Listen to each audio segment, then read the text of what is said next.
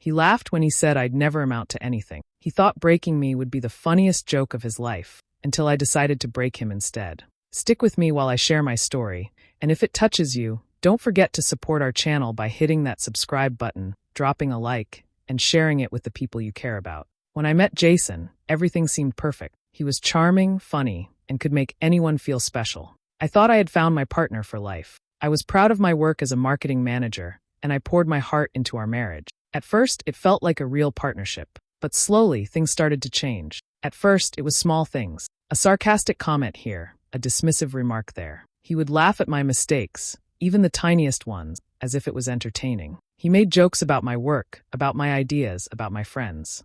I tried to brush it off, thinking maybe I was too sensitive. But the jokes became sharper, the words heavier, and I realized they weren't jokes at all. He had a way of making me doubt myself without ever raising his voice. I would bring up my accomplishments, promotions I had worked so hard for, or campaigns I had led successfully, and he would brush them aside like they didn't matter. "That's nothing," he would say, smiling, as if he was teaching me humility. The problem was, it never felt like humility. It felt like control. I noticed other things too. He would interrupt me when I talked to friends, changing the story to make me look foolish. He would roll his eyes when I spoke, sigh heavily, and make subtle comments that stuck with me long after he had left the room. Sometimes I would lie awake at night replaying our conversations, wondering if I was imagining it, but deep down, I knew something was wrong. The worst part was how he seemed to enjoy it. There was a gleam in his eye, a smirk that showed he took pleasure in seeing me small. I remember one evening, I told him about a successful pitch I had made at work, one that had taken weeks of effort. He smiled, leaned back, and said,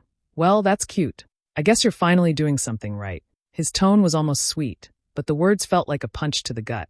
It was confusing because he was still the man I had married. He could be loving at times, tender and warm, which made the manipulations even harder to spot. Every cruel word came wrapped in a smile, every put-down hidden behind a laugh. I felt trapped, caught between wanting to leave and hoping he would change. I began noticing patterns in the way he controlled everything around us. Our conversations, our plans, even my emotions. The more I tried to assert myself, the more subtle and sneaky his tactics became. I realized I had to be careful, or I would lose not just my confidence, but myself entirely. And that's when the thought first crossed my mind. If he thought breaking me was funny, I needed to learn how to protect myself. Not just to survive, but to fight back. He had no idea that his games were only fueling a fire I hadn't let him see yet. Little did he know, I was already beginning to plan how I would turn the tables, quietly and carefully, without him suspecting a thing. I started noticing things that didn't make sense. Jason would spend longer hours at work than usual, claiming he had extra meetings, but the excuses never added up. He talked about Vanessa Reed, his co-worker, more than seemed normal, always praising her ideas and her helpfulness.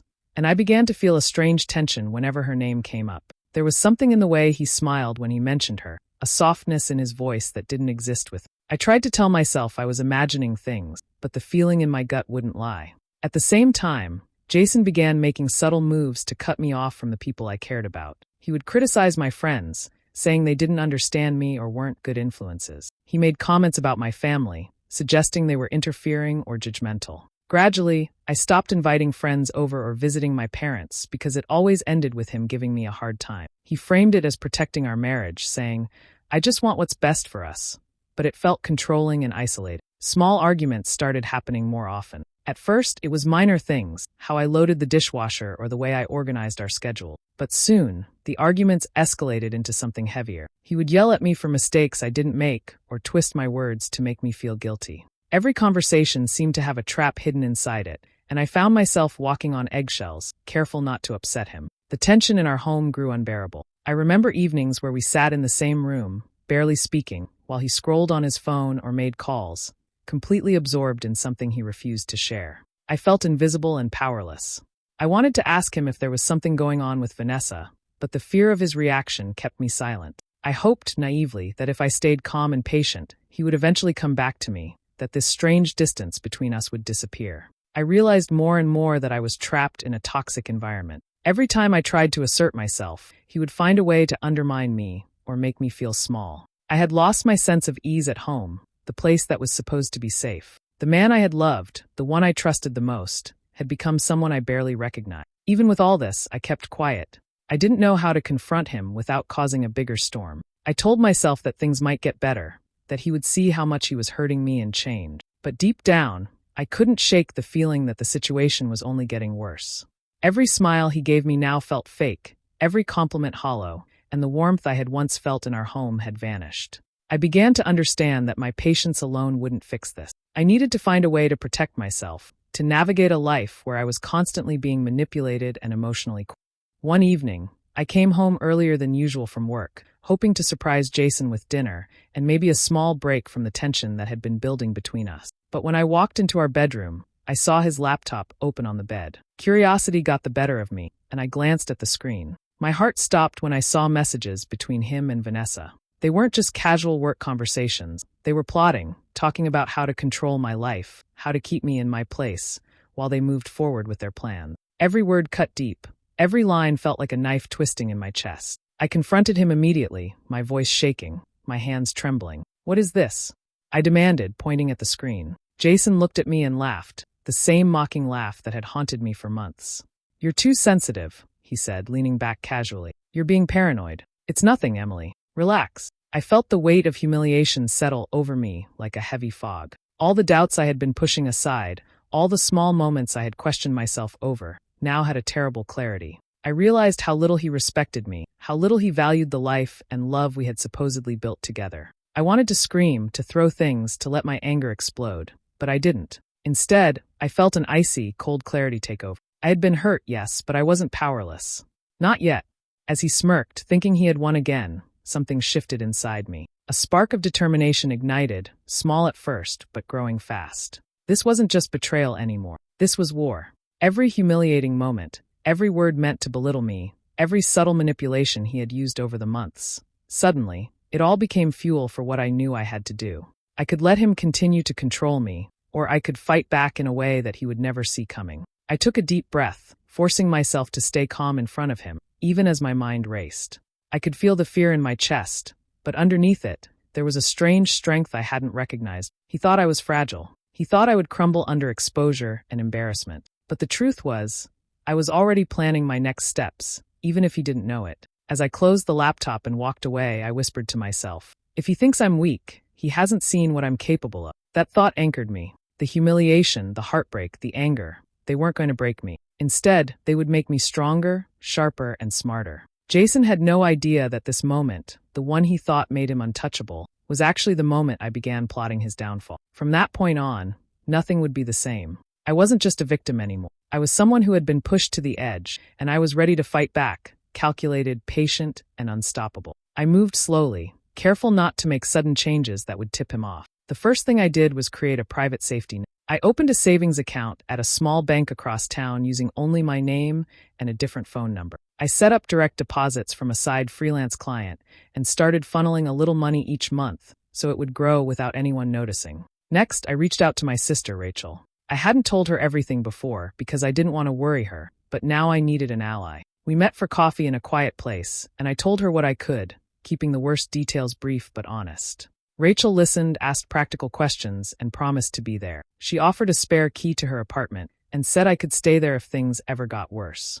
That simple backup plan felt like breathing room. I began to document everything carefully, not in a dramatic way, but methodically. I kept a dated notebook with short notes about arguments, strange bank withdrawals, and any odd behavior. I printed and saved financial statements, receipts, and emails that showed patterns I suspected were important. When necessary, I photographed physical evidence, bills, mail, anything that looked out of place. I stored copies in a locked file at Rachel's house and encrypted digital copies on a password-protected drive. At the same time, I quietly educated myself. I read plain language guides about household finances, marital property rules in my state, and basic steps people take when separated. I learned what counted as joint debt, how assets were typically divided, and what red flags to show to a lawyer. I didn't call a lawyer yet.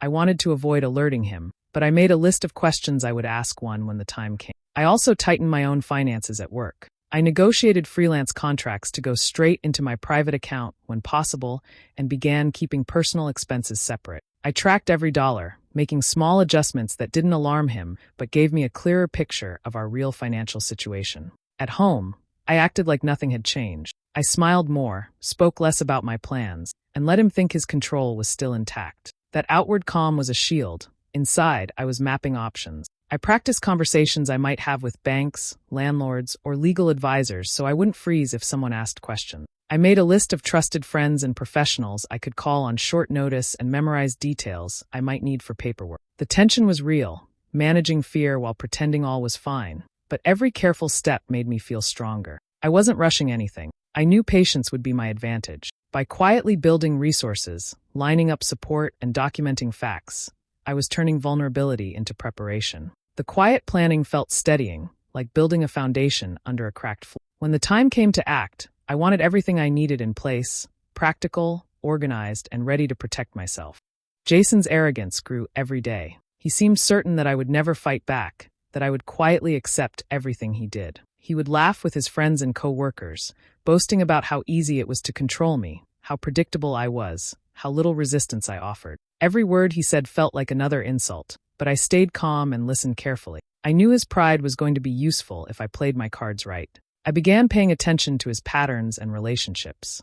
He had a few colleagues he trusted blindly, people who always echoed his views or admired him without question. I started planting subtle suggestions and questions when I interacted with, asking things that seemed casual but made them second-guess his judgment. Without directly accusing him of anything, I would hint at inconsistencies I had noticed, small mistakes he had made at work, or strange behavior he had shown. Slowly, I could see hesitation creeping into the way they responded to him, a tiny crack forming in his otherwise solid network of support. At the same time, I reconnected with someone from my past, my former mentor, Mark Reynolds.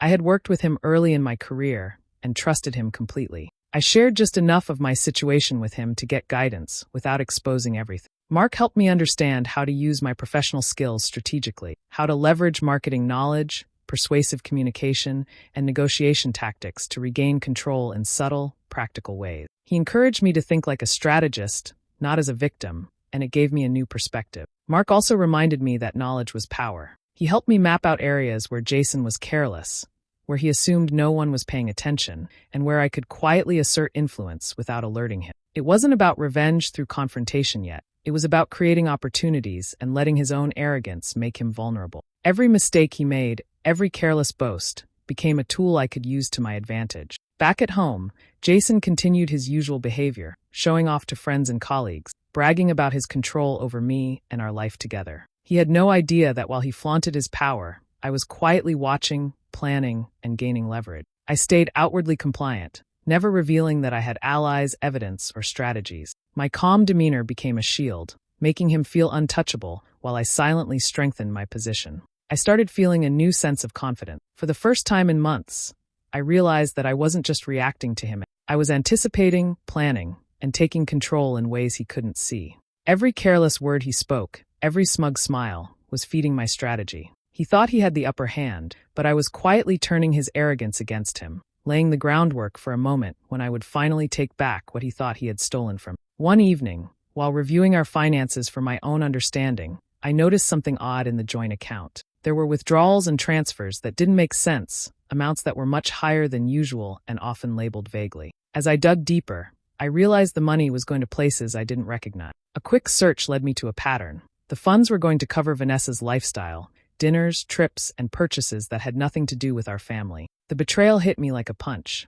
Not only was Jason cheating emotionally, but he was stealing from me too. I knew I had to be careful. Confronting him directly could make him cover his tracks. Instead, I began gathering evidence quietly. I printed bank statements showing every suspicious transaction. I saved emails between him and Vanessa where their plans and purchases were discussed. I even started recording short audio clips of conversations where he bragged or hinted at his schemes, always making sure he didn't suspect I was collecting proof. Every piece I collected added to a growing pile of undeniable evidence. Once I had enough, I started to take subtle steps to use it strategically. I couldn't expose him directly yet, but I could create doubt. I drafted anonymous letters and emails to some of his professional contacts and investors, hinting that something in his financial management didn't add up. I included enough factual detail to make it believable without giving away my identity. Slowly, I began to notice small changes. People he worked with started asking more questions, hesitating before making decisions with him, and showing tiny signs of doubt. Jason noticed it too. At first, he tried to laugh it off, shrugging and telling me, "People are just being careful, it's normal." But I could see the tension growing in him. He started double-checking his actions, watching over his shoulder more, calling Vanessa more often to reassure himself, trying to figure out where the problem was coming from. He couldn't trace it back to me, and that made him even more paranoid. The sense of control I felt was unlike anything before. Every step I took was measured, careful, and invisible to him. While he thought he was still in charge, I was quietly turning the tables, letting his own mistakes and arrogance work against him. I didn't need to rush. I only needed to ensure that the right people were starting to see cracks in his story. By the time he began sensing that something was wrong, I had already built a foundation of doubt that couldn't easily be ignored. His confidence, the same overconfidence that had fueled his mistreatment of me, was beginning to falter. And I knew deep down that once the final pieces fell into place, the collapse he never saw coming would be complete, and I would be the one standing steady on the other side. I decided it was time to confront Vanessa, but I did it carefully. I invited her to a coffee meeting under the pretense of wanting to talk about work, keeping my tone calm and casual. Once we were seated, I began dropping small truths about Jason, facts she couldn't deny, without revealing all my cards. I pointed out inconsistencies in his stories and hinted at how he had been manipulating both of us. I watched her face closely as realization slowly settled in. Her confident smile faltered, replaced by uncertainty. She tried to argue at first, but I kept pressing gently, leaving her no space to deny what she already knew deep down. The effect was immediate. Vanessa's confidence cracked, and over the next few days, she started making mistakes. She sent careless messages, left important work details exposed, and behaved more nervously around Jason and their colleagues. Every small error she made gave me more leverage, and I recorded or documented each one quietly. Her paranoia made her unpredictable, which only worked in my favor. Once I had the advantage, I moved to the next step. I knew Jason would ignore minor signs, but there was one piece of evidence he couldn't avoid. I gathered it carefully, a document that clearly showed the misuse of funds and his hidden schemes, and delivered it anonymously to a professional authority in his company, someone whose oversight he couldn't evade. I kept my identity secret, but the evidence was undeniable. Almost immediately, cracks began to appear in Jason's professional life. He was questioned repeatedly, called into meetings, and forced to explain actions he had assumed no one would ever notice. He tried to cover, to deflect, but the proof was concrete. At the same time, colleagues who had once admired him began to doubt him, whispering about inconsistencies and unusual behavior. His social standing began to crumble, just as I had predicted. At home, I remained composed. I didn't celebrate, I didn't gloat. I acted as if everything was normal, meeting his glances with calm eyes while inside I felt a quiet satisfaction. Every anxious glance he gave me, every uncertain movement, confirmed that my plan was working. He had underestimated me, and now he was paying the price.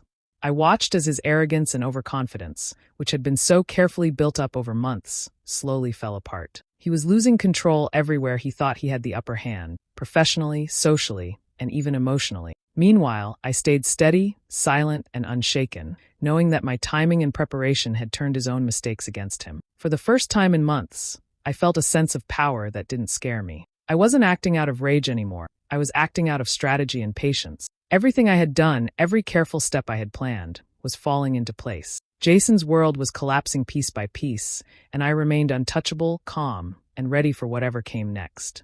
By the time I was ready, I had everything I needed. Every email, every bank statement, every recording, and every note I had carefully collected over months was organized and complete. I didn't rush or act impulsively. I knew the confrontation had to be precise, controlled, and undeniable. I wanted Jason to feel the weight of everything he had done, without giving him a chance to twist the story or escape. I chose a moment when Vanessa would also be present, but could only watch.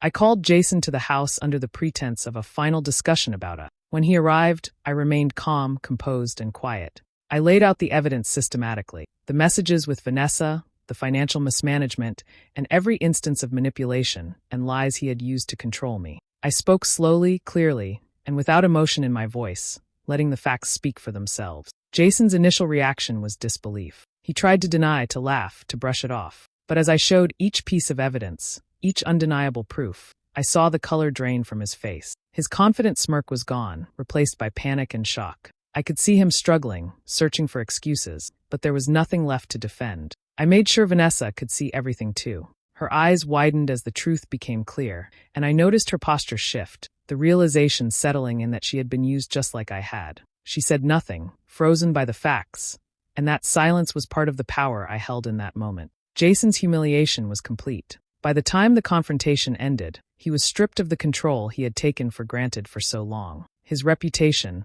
already fragile from the professional doubts I had planted, took another hit. Colleagues who had once respected him now questioned him openly. His career opportunities, carefully built over years, were suddenly uncertain. And at home, he no longer had any sway over me. I looked at him calmly and said, "Breaking me was your mistake. Now you'll see what it means to be powerless." The words weren't shouted, they didn't need to be. They were measured, deliberate, and carried the weight of every insult, every betrayal, and every manipulation he had thrown my way. I watched him shrink under the truth, knowing that nothing he said could undo the damage. For months he had underestimated me, believed I would crumble, and thought he could control everything in his life without consequence. That belief had been his undoing. After the confrontation, I felt a strange sense of peace. I wasn't gloating, I wasn't vindictive. I was simply reclaiming what was mine, control over my life, my choices, and my future. Jason had pushed me to the edge, but instead of breaking me, he had created the person who could finally stand tall, assert herself, and demand the respect he never gave. For the first time in years, I felt free, calm, strong, and completely untouchable. The tables had turned, and I had orchestrated every move with patience, intelligence, and quiet determination. Jason had learned too late that power taken through manipulation is fragile, and the one who looks weak may be the one who strikes last. After the confrontation, I finally felt the weight lift from my shoulders. The first thing I did was take full control of my finances. I transferred all joint assets that were legally mine into accounts I controlled, including the savings I had built quietly over the months. I reviewed every detail, set up budgets, and made sure I had complete independence. Knowing that my money and resources were safe gave me a sense of security I hadn't felt in years. Next, I focused on my home. I changed locks, organized my personal spaces, and removed reminders of the months of manipulation and betrayal. Every corner of the house became a symbol of my regained control. I wanted it to feel safe again, a place where I could breathe, think clearly, and plan my future without fear. Professionally, I dedicated myself to rebuilding my career. I took on new projects, accepted freelance opportunities, and reconnected with colleagues I had trusted before. Slowly, I was reminded of my own skills and the respect I earned through hard work. The confidence I had lost over the years began returning with each successful project and positive interaction. I also made time to reconnect with the people who had always supported me. Rachel was my first call, and we spent hours talking, laughing, and planning small get-togethers with friends I had drifted from. Rebuilding these relationships reminded me that I wasn't alone and that trust and loyalty still existed in my life. Each reunion, each shared moment of support, helped me heal a little more. Meanwhile, Jason and Vanessa began facing the consequences of their actions. Jason's professional life continued to unravel. Legal investigations into the financial mismanagement I had uncovered were underway, and his colleagues no longer trusted him. Vanessa's complicity became known as well, and she found herself isolated and struggling to defend her reputation. Seeing them deal with the fallout was a quiet, private satisfaction, but it wasn't the focus of my recovery. I didn't need revenge to feel strong anymore. I simply needed freedom and peace. To help process everything, I started journaling my experiences. Every entry became a way to release lingering anger, frustration, and sadness. I wrote about my fears, my plans, and the moments when I discovered my own strength. Each page was a step toward closure, a reminder that I had survived, adapted, and grown stronger through adversity. My journal became a testament to my resilience and a daily practice in self-respect and empowerment. Over time, the house felt lighter, my finances were secure, and my career was thriving again. The pain of betrayal remained a memory, but it no longer defined me. I had rebuilt my life on my own terms, surrounded by people who truly cared, and strengthened by the knowledge that I could face anything. For the first time in years, I felt whole again, calm, confident, and free from the shadow of someone who had once tried to break me. Looking back, I can hardly believe everything that happened. I remember the moments of doubt, the fear, the humiliation, and the nights I lay awake wondering if I would ever feel safe or respected again. Jason thought breaking me would be funny. What he didn't know is that surviving him, watching him crumble while I stayed steady, would make me unstoppable. Every challenge, every betrayal, every insult became part of the strength I carry today. I learned that standing up for yourself doesn't always mean shouting or fighting in the moment. Sometimes it means planning carefully, being patient, and waiting for the right time to act. It means understanding your own worth and protecting it, even when those closest to you try to undermine it. I realized that power comes from preparation, knowledge, and control over your own life, not from proving someone else wrong in anger. Looking back, I also learned how important support is. My sister Rachel, my old mentor Mark, and the friends who stayed quietly by my side were invaluable. They reminded me that even when you feel isolated, allies exist, and it's okay to lean on them for guidance and safety. Rebuilding trust and surrounding yourself with people who respect and care for you is a part of healing that cannot be overlooked. I feel proud of the woman I have become. I am no longer defined by betrayal, by manipulation, or by someone else's arrogance. My life is mine to shape, and every decision I make is rooted in awareness, strength, and clarity. The house feels like a home again, my finances are secure, and my career is thriving. More importantly, my mind is clear, and my heart is free. I have learned that independence and self-respect are more powerful than revenge, and true strength is knowing that you can survive even the most painful betrayals. I walk into my life now with confidence and purpose. I make choices that honor who I am and what I deserve. I know that betrayal, no matter how deep, cannot define me unless I allow it to. The lessons I learned from Jason's deception are permanent. Vigilance, patience, courage, and self-worth are priceless. To anyone listening to my story, I want to say this. Never let someone else dictate your value. Stand up when you can, plan carefully, and protect your life, your mind, and your heart. Strength isn't about hurting others in return. It's about knowing your own worth and ensuring that no one can take it from you. I am free, I am strong, and I am unstoppable. Every step I take now is forward, every choice intentional, every moment filled with purpose. Betrayal tested me, but it did not break me. And for the first time in a long time, I am fully alive, walking into a future of my own making, unafraid and empowered to embrace everything that comes next.